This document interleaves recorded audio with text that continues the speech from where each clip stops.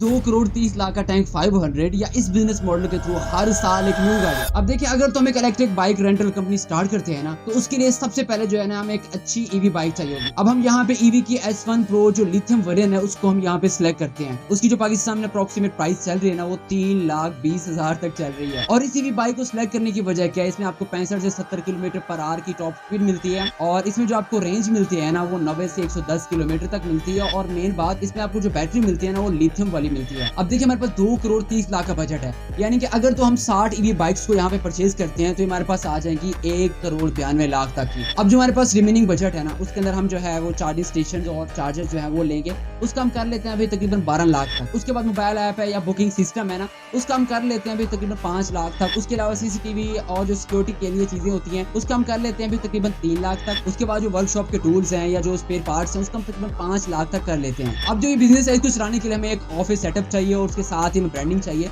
तो हम इसका कर लेते हैं तकरीबन 5 लाख तक। उसके बाद जो हमारा वर्किंग कैपिटल है ना, जिसके अंदर हमारे पास रजिस्ट्रेशन आ जाती है, इंश्योरेंस बुफर्स आ जाते हैं, उसका हम कर लेते हैं अभी तकरीबन 8 लाख तक। अब मेन बात यह है कि हम ईवी बाइक्स को कैसे रेंट पे चढ़ाएंगे। अब हम सपोज कर लेते हैं कि जो हमारा एवरेज रेंट है ना, वो हम 250 तक कर लेते हैं पर आवर तक। उसके बाद अगर हम एवरेज यूजेज की बात करें ना, तो हमारे पास जो एक बाइक है वो 4 घंटे जो है इजीली एक दिन में चल जाएगी। तो ये हमारे पास कितना बनेगा, तकरीबन 1,000 रुपए पर डे पर बाइक। अब देखिए, हमारे पास 60 ईवी बाइक है, इसका मतलब है जो पर डे हमारा रेवेन्यू होगा ना, वो कितना होगा, अभी तकरीबन 60,000 रुपए। और अगर इसको मंथली बेस पे निकालो ना, तो ये हमारे पास कितना बनता है, अभी तकरीबन 18 लाख रुपए पर मंथ। उसके बाद अगर मंथली एक्सपेंसेस की बात करें ना, यहाँ पे हमारे पास स्टाफ की सैलरीज हो जाती है, उसको हम कर लेते हैं 2 लाख तक। उसके बाद जो इलेक्ट्रिसिटी है और जो चार्जिंग है, उसका हम कर लेते हैं अभी तकरीबन 1 लाख तक। और उसके साथ जो मेंटेनेंस है, लाइक प्राइस है, इसका हम कर लेते हैं अभी 1 लाख तक। उसके बाद जो रेंट है, ऑपरेशन है, उसका हम कर लेते हैं अभी तकरीबन 75,000 तक। और साथ सॉफ्टवेयर है और जो इंटरनेट है ना, उसका हम कर लेते हैं 25,000 तक। अब देखिए, हमने ये बिजनेस स्टार्ट करना है, तो इसका मतलब है कि इसकी जो मार्केटिंग है, उस पर हमें काफी ज्यादा पैसे खर्च करने पड़ेंगे।